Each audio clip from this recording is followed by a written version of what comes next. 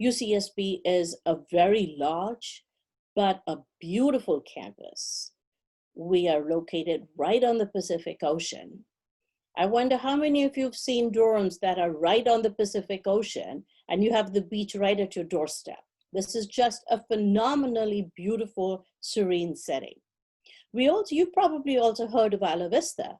Ala Vista is a community that's right adjacent to UCSB that includes a lot of student housing as well as markets and restaurants. I wanted to introduce our staff or what OISS office comprises of. We provide immigration services to all international students as well as scholars. We have a student advising staff of 7, a scholar advising staff of 4, programming and other support services staff of 3.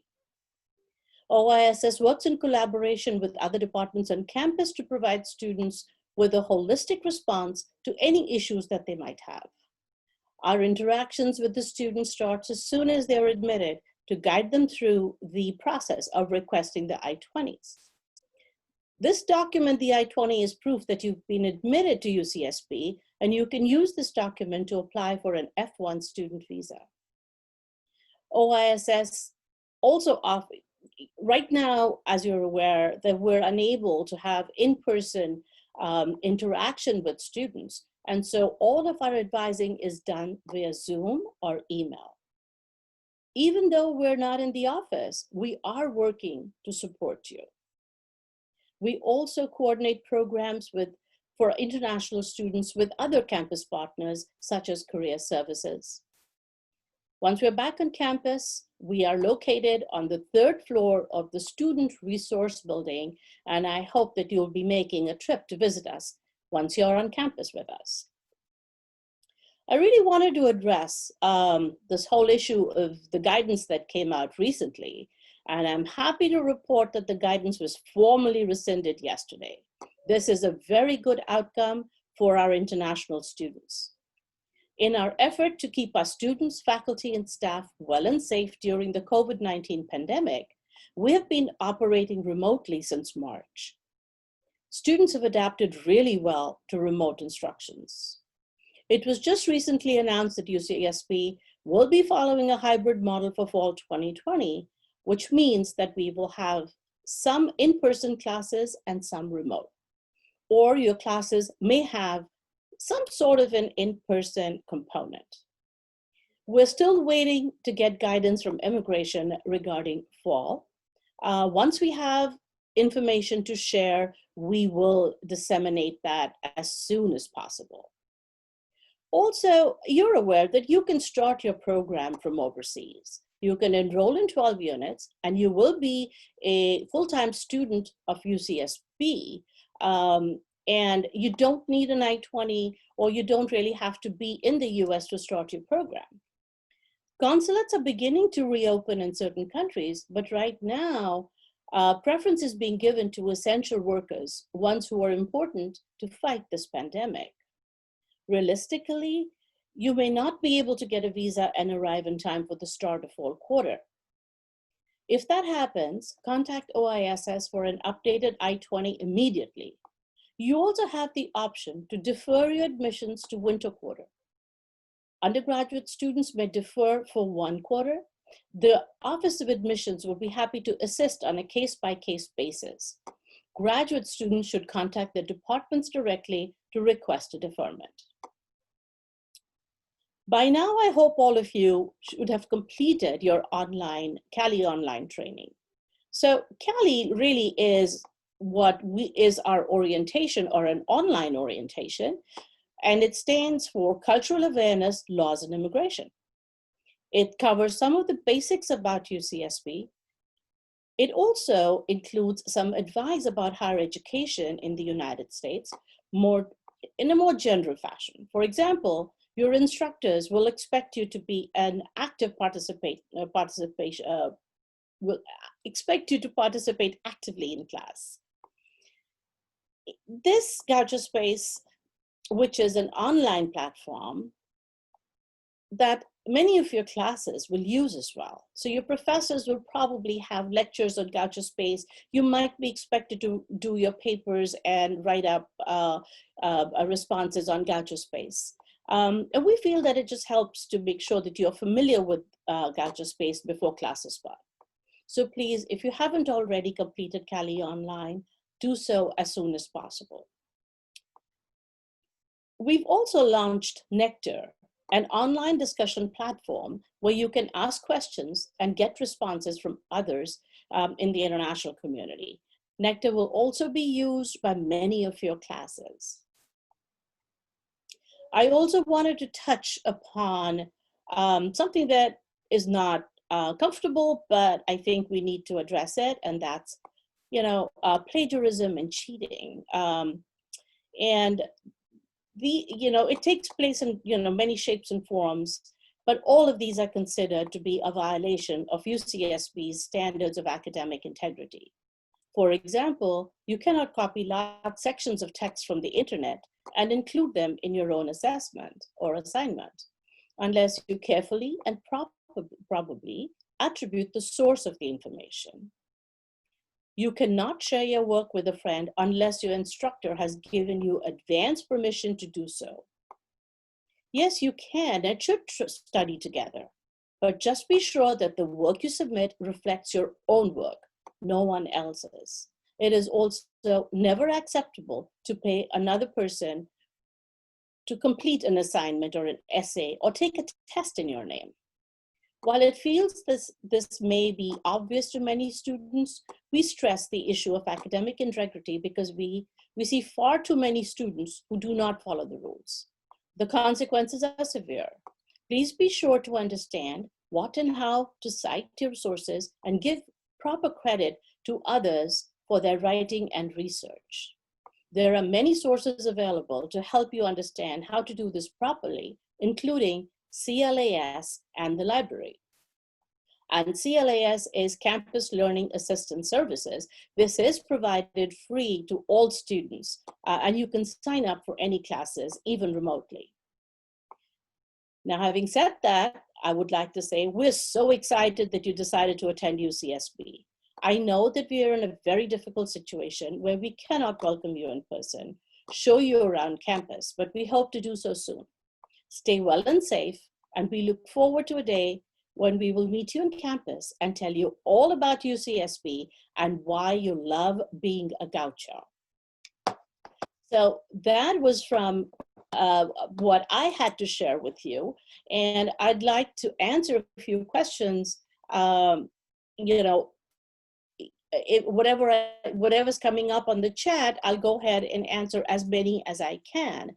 One of that I'm reading is, I'm wondering if I defer one semester in fall, would my graduation be delayed in the future? Well, it all depends on how many classes you decide to take once you're back on campus. You could defer for a quarter, but then you could make up by taking additional courses. So I think that would work for you. It doesn't necessarily mean that you would not be able to, graduate in time. You could take summer sessions and make up these courses. There are ways that are available to you to be able to make up whatever you lose if you defer for one quarter. We've been hearing a lot of questions really are about the I-20 and when can we get the I-20? It's just that, we're on track on sending the I-20s to you as soon as we can issue them. Yes, it's taking a little longer, and we ask for your patience because we're working remotely, and it takes a while for us to get these, ready and mailed out. We were not in the normal times where we're able to do this and we have a system in place. Right now, everybody's making an extra effort to be able to, do your I-20s and then send them to you. Unfortunately, we were delayed because of this guidance that came out and threw us all off balance. We are now back on track, and hopefully you'll be hearing from us or seeing your I-20 soon.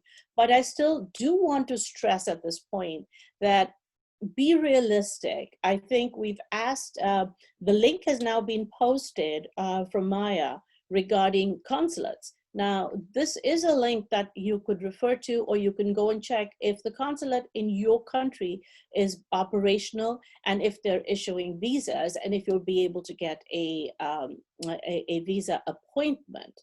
Now, you might get a visa appointment later in the year, maybe later in October or November. Don't worry about it. Register for your courses as you're doing now, start your coursework, and once you have that appointment, we can send you an updated I-20, which you can use to formally get a visa and then enter the United States in winter quarter. I'm hoping that by winter quarter, we will definitely be back on campus, and the situation with the COVID-19 pandemic would be under some sort of control. We're also seeing a question, is it possible to defer a whole year and start classes on next fall for an incoming international student? Now that will depend whether you're a graduate student or undergraduate. As far as I know for now, undergraduate students are being allowed to defer for 1 quarter only, but the graduate students should contact their departments, and they could probably be allowed to defer their attendance for a year. But that depends on whether you're a graduate or an undergraduate. So if you're an undergraduate, contact the admissions department. And if you're a graduate student, go ahead and contact your department.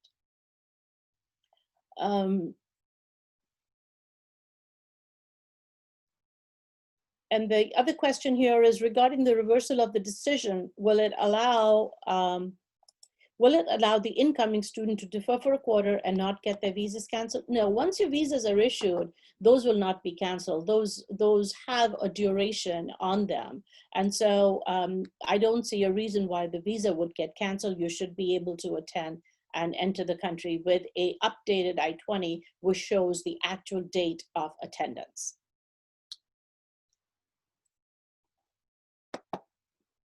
Now, I'm seeing any other questions that are coming up, and I'm trying to answer these. F1 addition to the I-20 for academia. There's we still attend an interview having not the original I-20. No, now you need your I-20. You need to take your I-20 and your I-901 CVIS fee receipt with you when you go to the interview. You will not be able to, they will not issue you a visa unless they have your I-20. Now, having said that, we are now scanning and sending I-20s to you, but they have signatures. So you should be fine with the I-20 that we've sent to you electronically. That is what you can print and take with you to the consulate. That, no problems there at all. We're still, okay.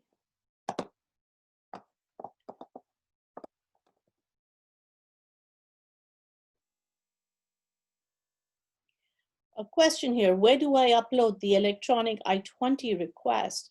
You should have already received information or an email telling you how to log into the student module to be able to upload the documents that are that you need to request your I-20.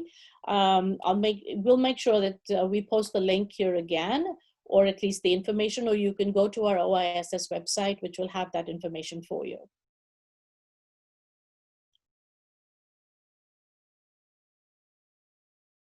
Another question in here again, my I-20 was issued in April. I would not be able to attend fall in person. Do I need to reach out to OISS regarding change of my arrival dates? Absolutely.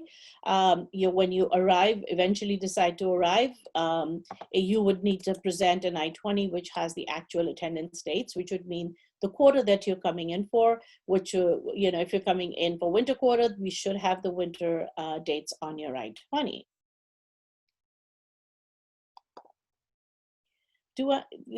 Another question here, do I have to take any in-person classes in fall if I decide to stay in the United States?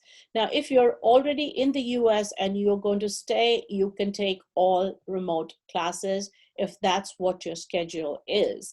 And that's what happened when they rescinded the policy. You're no longer required to have an in-person class. You could take, so long as you're taking 12 units and maintaining status, we should be fine with you just taking those remote classes. You would be okay. But if you're, yeah, that would be good. The other question coming in here is, where can I find the recording of the last session? We haven't put it up yet because of all the confusion that was going on with the guidance. We'll as a group talk about it again and then see if we're posting it. But if we do, it'll be posted on our website.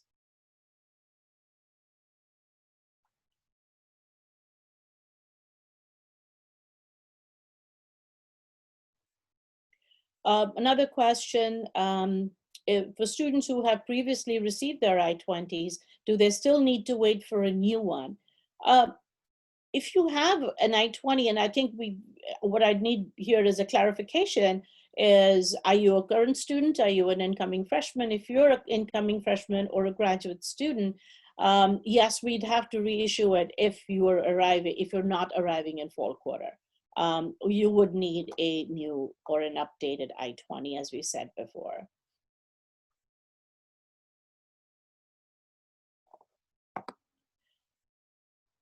Another question here is, my high school counselor sent my transcripts on July the 6th, and UCSB didn't get it up till now. May it impact getting approval of I-20? If it is, where should I contact about transcript? So transcripts are not something that we deal with. That is a condition that you have to supply. You have to make sure that your transcripts are sent to admissions. Your admission to UCSB is based on the final grades that you got. So the transcript becomes very important. I would suggest that you contact admissions to see what you can do, or contact your school to find out why they did not send the grades, or if they can resend them again. But it does not have any impact on your issuance of an I-20, though if the school decides otherwise, then we would have to cancel an I-20. So it becomes very important that you provide them with all the documentation that has been requested, because every admission is conditional until all the documents have been received.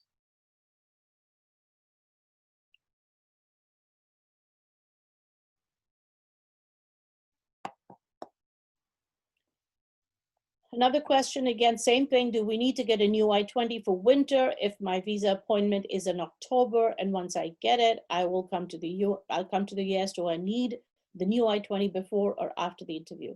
That's going to depend on when in October you have your interview. International students are allowed to enter the United States 30 days before the start of this, especially the incoming newly admitted students, 30 days before the start of the quarter. Now, if you were to come, within that time, or within 2 or 3 days of the start date, I think your I-20 would work. If it is any later than that, you will need an updated I-20 to take to the consulate, as well as for you to re-enter the United States. That's when you'll be allowed. You're allowed to enter 30 days before the start of the quarter. So if you're a newly admitted student and you are going to come in winter quarter, whatever the date for winter quarter is, you can come in 30 days prior to that.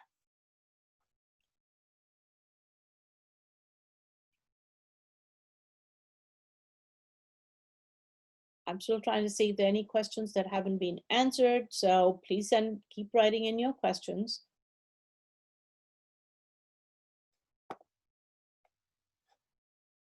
Okay.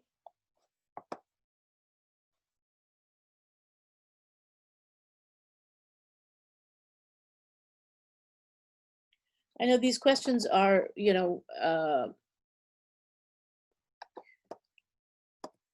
one of the other things I think we also want to stress upon the fact that once you're coming in to the United States, you may be subject to quarantine.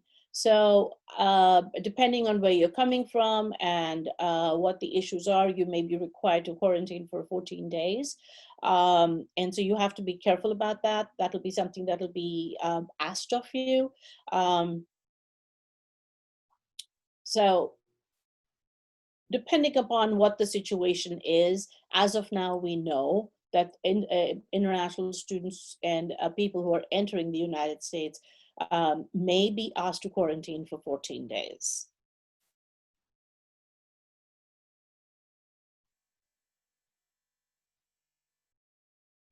Will the updated I-20 have the same CVIS ID with the original one? Absolutely. All we're doing is we're taking your original document and just updating the information on it. So you can use the CVIS ID on the document that you have to schedule a visa interview.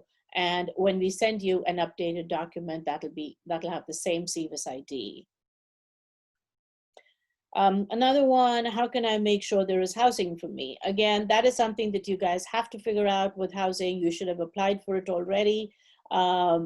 If you haven't, that might be an issue, but if you've already applied for it, contact housing. They should be able to confirm or deny or let you know what the situation is with that. If you're a graduate student, you're pretty much guaranteed housing in the graduate dorms. So, but something that you should definitely contact housing for.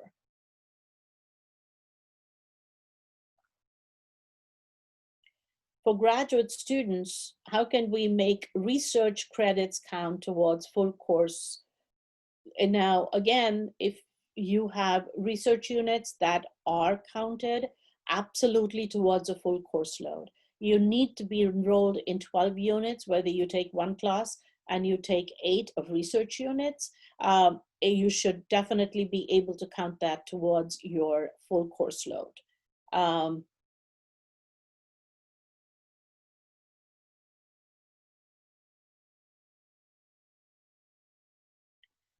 Hi, if I have studied in a community college in the US last 2 years, my visa expiration date is June 2023. Do I need a new visa before I come to UCSB? No.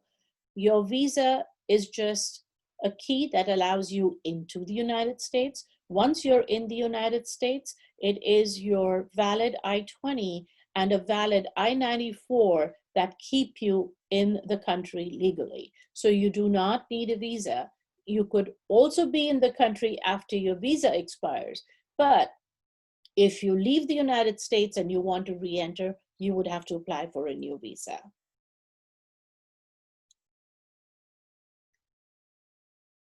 I'm planning to defer my application for fall 2021. Would it be possible to update the start date for a year, or will I get a new I-20? So it's Sri Harsha, that's your question, right? I just wanted to understand that if you are deferring your admission to fall 2021, if you have paid your CVIS I-901 fee, then you need to make sure that you request a I-20 before that ends. So the CVIS I-901 fee is valid for 12 months. If you haven't paid your CVIS fee, then there's no problem. You can contact us closer to March, April next year, and we can then issue a new document for you. Yeah, so I'm not too sure, you said, whether you'll get a new I-20. You'll absolutely need a new I-20. You will not be able to use the current one, but what that means is also, if we've already issued a document for you, we can defer it for a year, but it will depend on whether you paid your I-901 fee or not. That will decide whether you have to pay the fee again, or you can come in a little earlier to be able to use the fee payment that you've already made.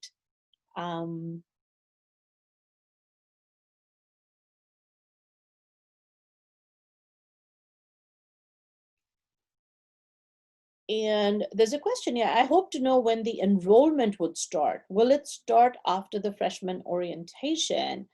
And I don't understand what you mean by enrollment. You should, as a freshman, you will have 12 units allotted to you. You will have courses kind of assigned to you, and that'll happen sometime between now and August. So you will come in with 12 units already done. You don't have to worry about getting courses. that's taken care for you. And we do this because we understand that you are not familiar with the registration system, and how to sign up for classes, how to sign up onto a wait list. And we're hoping once you get through Cali training, you'll understand a lot of that, but it will also help you at this point to just have the classes and not have to worry about fighting to get courses and be in 12 units.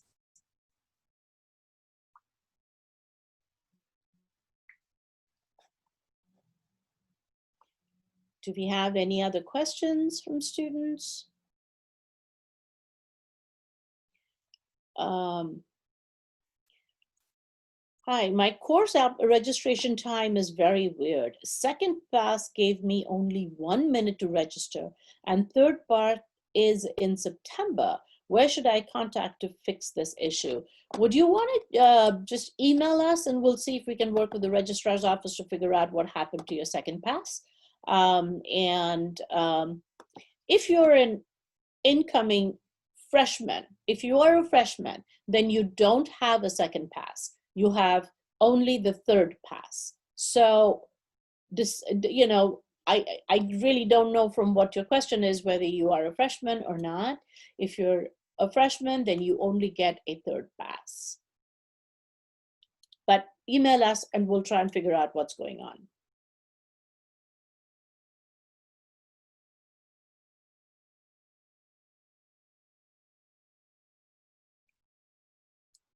The OISS has released a COVID-19 FAQ doc which states that SEVA temporary guidance does not permit students in initial status and CVIS to begin a new program remotely. Does this apply to us? No. So I figured this would come up.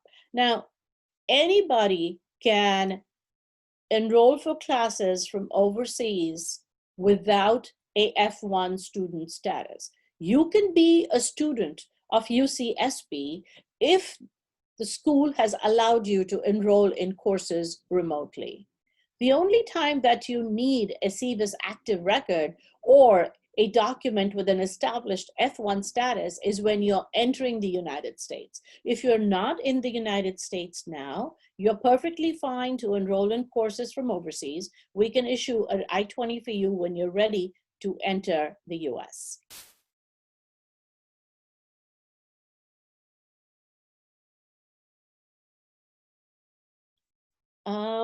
And then we just got one, just curious.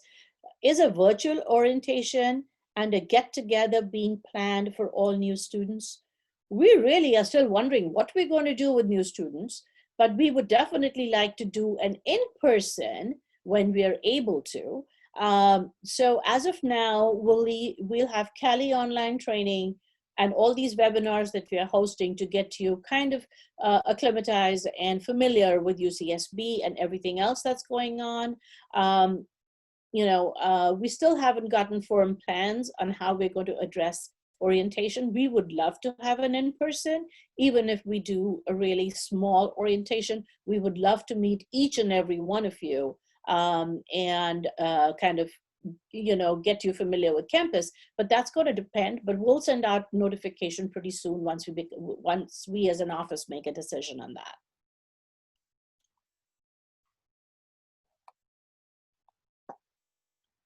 I'm currently in the US. Will I be affected, as a follow-up question to the ICE question? No. So that's what happened with the rescinding of the policy. That policy no longer stands. If you are currently in the United States and all the classes that are being offered to you are remote, you are absolutely perfectly, you're fine to take course. You can take all your courses remote, not an issue.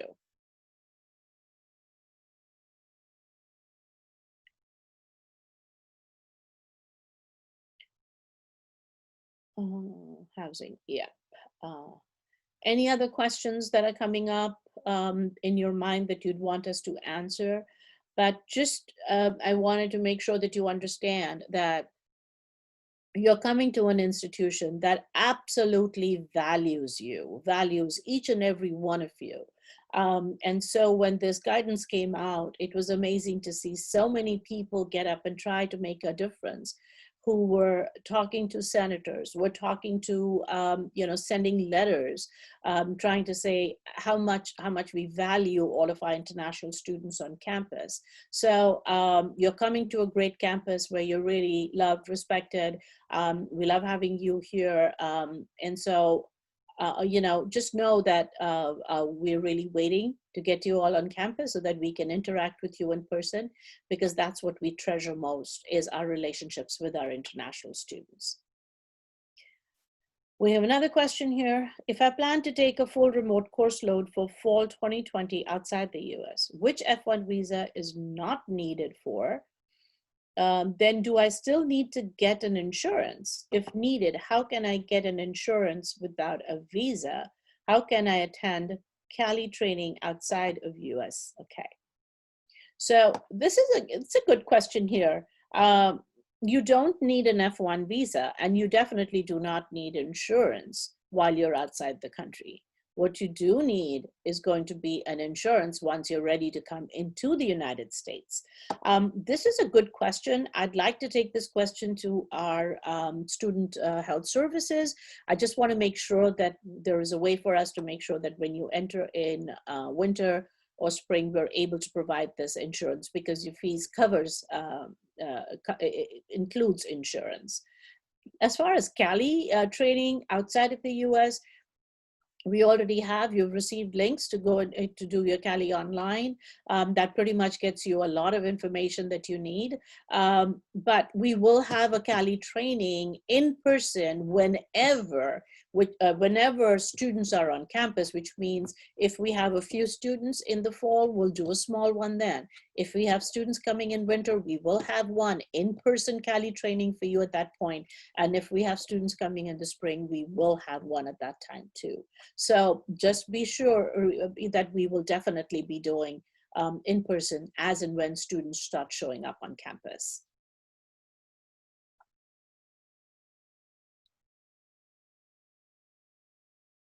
This is a good one for graduate students. As a newly admitted graduate student, will I be able to work remotely and be paid outside of the US as a TA? So as far as we know, that yes, you can work remotely, and you can also get paid remotely. The situation may be a little tricky here because you're not in the country, and the way our payroll system is set up, it issues a check, and that might, that might be a little bit of a tricky thing, and campus is working to figure out how to pay international TAs. So that you might want to contact your department for that to get clarity on that. As far as we know, you can be hired, no problems. You're not violating any immigration laws because you're not in the United States. Always think of where you are. It's a question of boots on the ground. If you're not in the United States, none of the immigration policies will relate to you. But once you're in the US, then all of the policies will. But as far as payment is concerned, I request you to please contact your department to see how they'll manage to pay you if you're outside the US.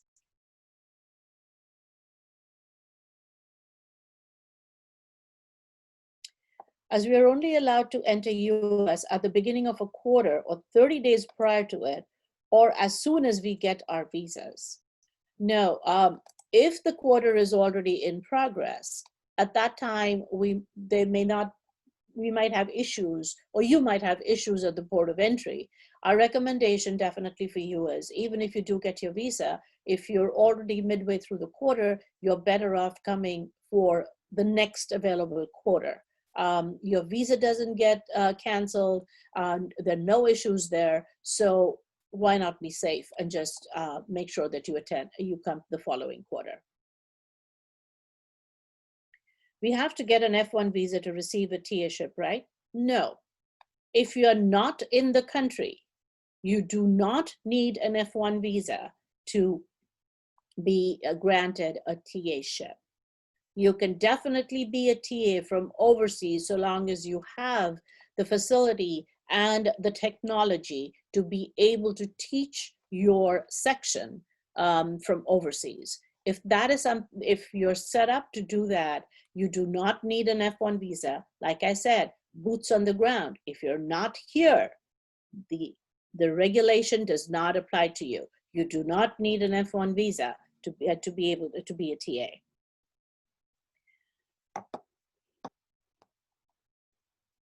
Okay, so do you have any knowledge, experience of international students in the US on a tourist visa and requesting a change of status to student visa? We get this all the time, but with the situation that we are in now, it is very difficult to do a change of status from within the United States, and especially from a B1 to an F1. Because when you applied for a B1 visa, you attested that you're only coming here as a visitor and you had every intention of leaving the country. But now you're saying you've changed your mind and you really want to get a F1 visa. Not recommended to do from within the United States. You could try, you could definitely apply. There is a form I-539 that you can complete and pay the fee and submit to USCIS. And as far as we know, it's taking up to 6 to 8 months to get a change of status approved. So, you know, it's absolutely a toss-up whether you want to do this or not. That will definitely depend on you and what your situation is.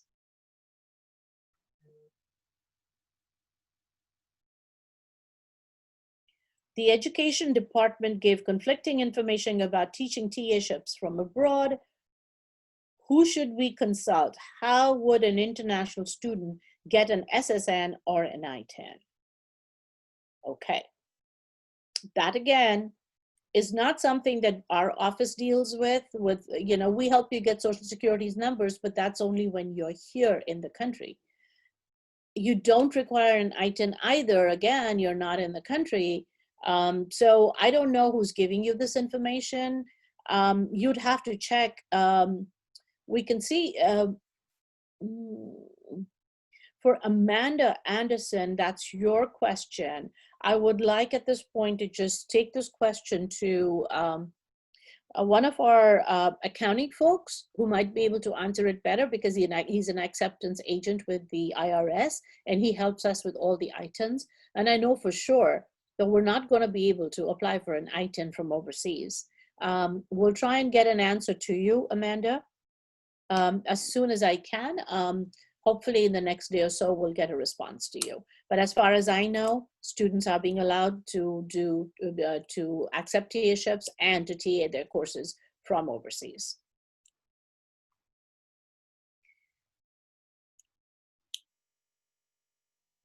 Okay, another question. I plan to take remote classes for fall quarter outside of the US. Does the tuition still include the living expenses, which is mentioned estimated in the I-20?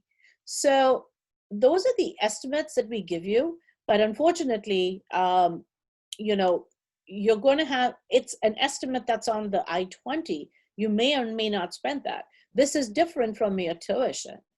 So there is a total figure that is mentioned in your tuition where we include the cost of living, but if you're not here, you're obviously not going to use that, but you're going to have to pay your tuition, which is a separate amount, which you will get or you will see listed in your BARC account when the time comes for you to pay your tuition.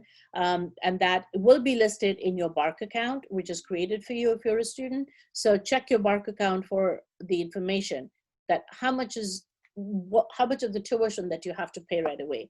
The cost of living is not part of that. Now, having said that, if you have signed a contract for the dormitories, and you're not going to be here, you need to make sure that you cancel that contract, because that may have been added to the money you owe a UCSB. So clarify that. If you don't have a contract, that should not be on there. All that's going to be on that you owe UCSB will be the tuition.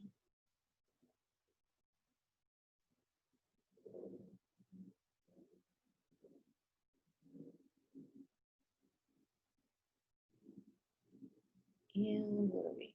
Could you tell us when are the BAC accounts updated for fall 2020? they should be updated soon. You'll probably get an email from BARC telling you that that there is a amount due, or something to that tune. I'm not too sure when BARC updates their accounts.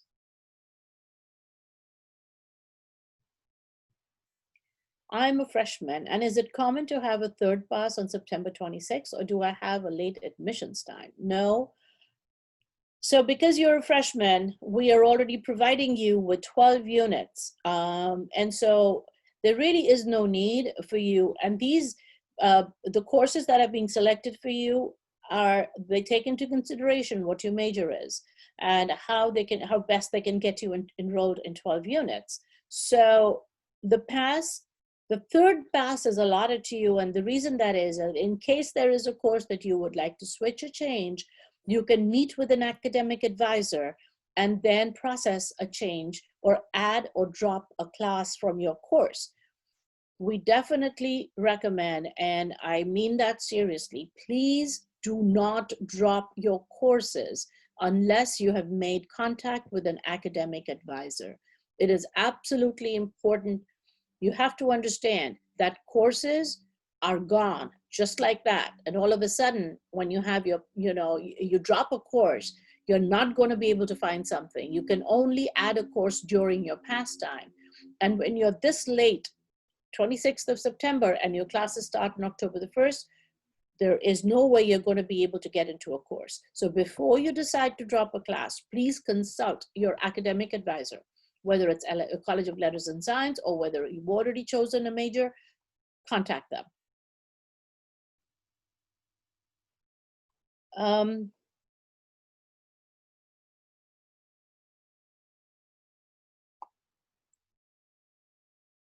Will we be posting FAQs from this Zoom in a few days? Yes, we will. I think this is being recorded right now, and we will be posting this soon.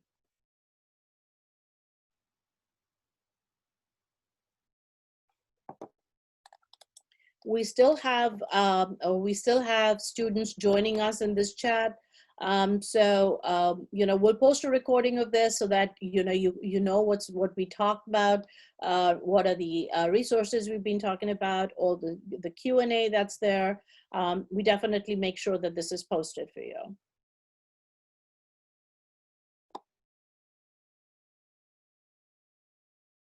Anything else that you guys want to? Is there anything else that's coming up? Any other questions?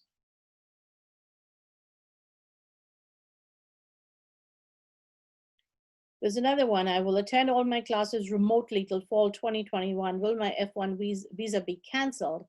Have one due in 2023. So if you have a visa that is valid till 2023, you are fine. And if you're a graduate student, or are you an undergraduate, doesn't tell me much about where you are. But once if school gets back to being in person, I don't know if remote classes will still be offered. So that will be something that you will have to check, and we'll have to see as we go on, as we get more guidance, and we'll keep you posted. If campus goes back to being absolutely 100% on campus in person, then it will depend upon the department or the college, that if they would have any remote classes available for students who are still trying to take classes from overseas.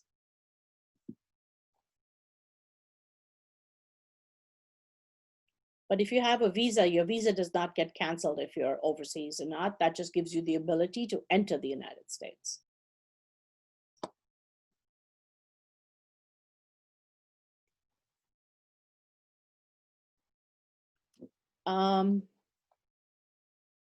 If I get a visa on my I-20 on which stands I enter in fall 2020, when I, however, decide to enter the States later, will this constitute a problem?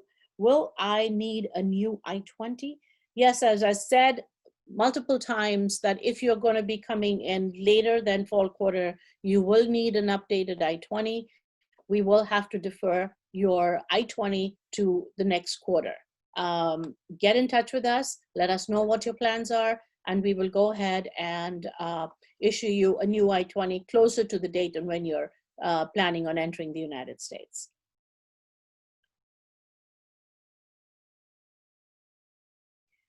So my passport is expiring on March 2023. My country does not allow for passport renewal until 2021 March. Will I be issued a visa on my passport for PhD 5 years? You're probably going to get a visa issued in your passport till 2023, and you would have to renew your visa. Most visas are issued for the validity of the passport. And if I know, you are from India, yes, I think that's what the rule is. They will issue you your visa up till 2023, and you will be required to get a new visa stamped on your new passport once it's renewed.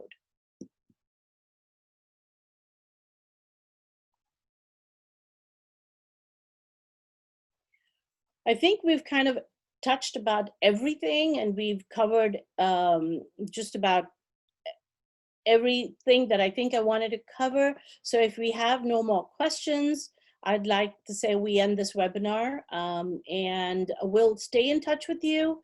We'll carry on sending you notifications. We'll send you emails. Make sure that you read the emails that we send, because there's a lot of information in there, especially pertaining to new students who are coming in, or maybe anybody who's outside of the United States attempting to come back into the country. So please pay attention. Any emails that we send you a lot of other information. Read it, stay in touch with us, and we'll be happy to answer any questions that you may have. Contact us, a new INTL email, and we'll have a advisor respond to you. So if we're good for now, we'll say bye-bye for now, and we'll see you soon on another webinar, and we'll touch upon another subject. So thank you all for being here. I appreciate your taking the time and spending some time with us, and I hope we answered most of your questions. So bye-bye for now, and we'll see you soon.